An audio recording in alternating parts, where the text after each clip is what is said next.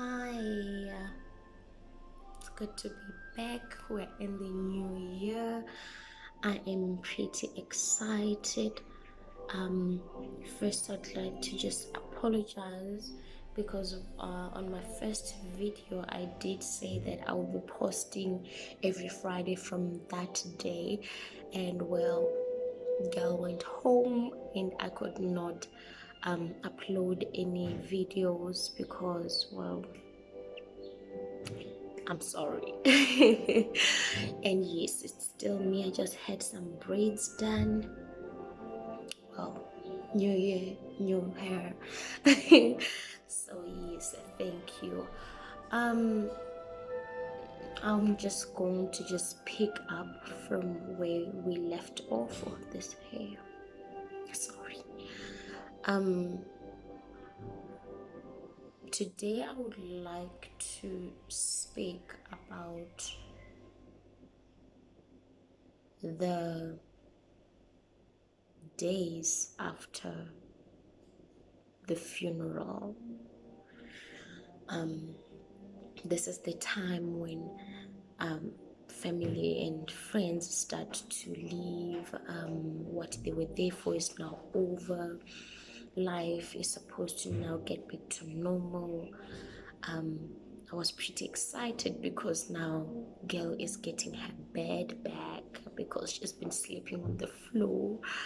That was pretty exciting for me, but I do not want to look over the fact that when everybody who has kept us occupied and has made us feel better about what was happening in our situation then is now leaving us and trusting that now we will be able to carry on. They think that the hardest time is now over and now we can now do this life thing on our own. They just need to give us the space and they need to go back to their own lives. So it is okay for them to leave.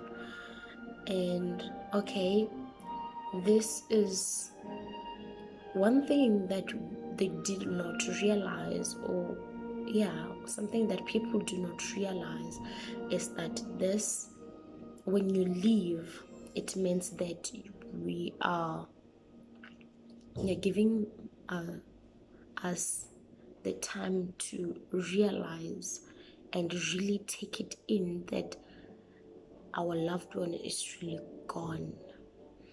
It is a time where now it is quiet and it is just, at that time it was just me and my grandmother and my grandfather. It was pretty quiet. Now we really get to feel the absence of our loved one. Now it is time for us to maybe go clean their rooms, and in times where we cannot, maybe to just go look in their rooms, or maybe we were seated, we feel like we can go in there, but when you get there you can just feel it that I'm not ready for this, so you just leave. In the absence you get to really come to accept that it really is happening and there is absolutely nothing in this world I can do. And most people now start just not talking to you as much as they used to in the first week, because yes, they've gotten back to their lives, but this is still the time where I need you in my life. I need my friends around to take me out, even if it's not just taking me out, them to just come visit and just come spend the time with me. I really appreciate the friends that saw that necessary, the friends that were there for me, my family. It was, I needed you guys so much, and I am grateful that you were here. So now, another thing that I want to discuss is one thing that most people do not want to talk about or even want to hear. Like our family, it's something that you cannot even tell your family.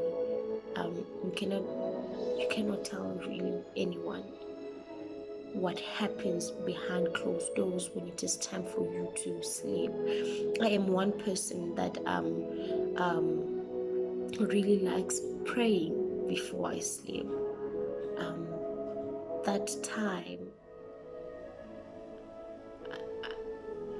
I don't know if you can or you could, but I couldn't. I couldn't pray for the longest of time. I don't know how long it took me for me to find myself praying and really feeling the prayer and just being in the presence of God like I used to, because I was hurting. I was upset. I couldn't believe it. I couldn't forgive God for doing this to me. Like, God, we have this relationship, you and I pray every day. I don't steal. I try not to lie. I try to be the best daughter you can ask for on this earth. But you did this to me. I couldn't forgive him. I could not. It seemed impossible for me to. I could not. Because I was hurting. And I couldn't believe that the one person that promised to love me would do me this bad. And the truth is, I was also upset with my father. I was so mad for the longest of years. And I feel like I've just started forgiving him just recently.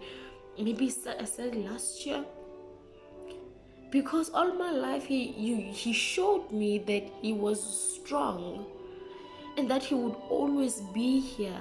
When I would imagine people dying, I wouldn't even dream that it would ever be him one day, because he was strong. He showed me that he can go through just about anything in this world.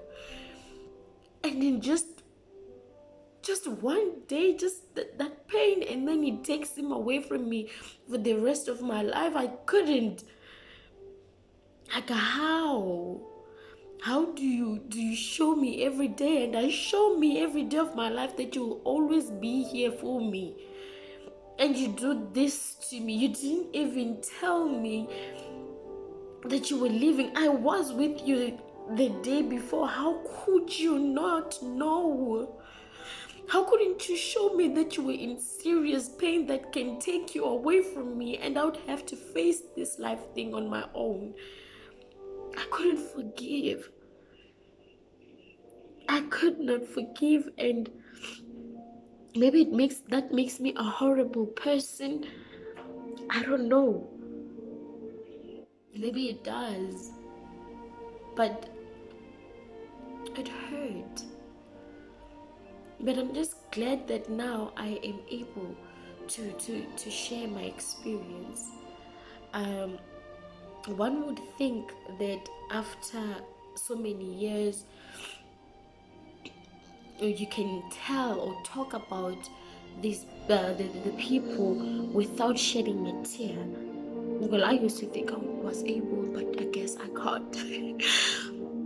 And maybe it's okay. So now, in conclusion, I just want to tell you guys that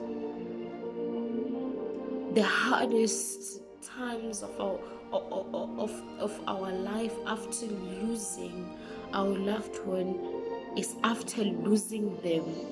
Meaning that every day that you leave, it does not matter how many years later, you will still feel the very same pain, because in you can still go back and relive those days and relive each and every moment of it.